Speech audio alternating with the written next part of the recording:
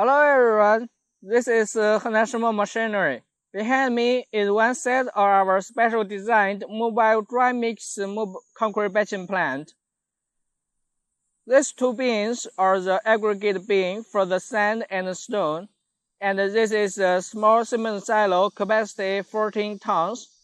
The cement will be transported by this screw conveyor to the cement wind hopper, and after being wind, the cement will be transported to the discharging hopper.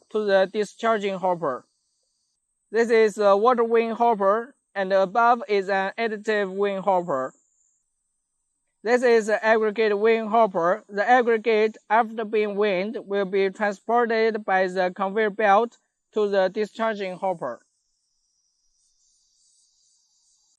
This mobile plant uses this control panel to control the operation of it, and you can also use the remote controller to control the operation of the plant. And as you can see, this mobile plant has total 8 legs, so it doesn't need the concrete foundation. Just a hard flat ground will be okay. It's also with tires, very easy to move. This type design of dry mix concrete batching plant is very convenient for customers to produce concrete.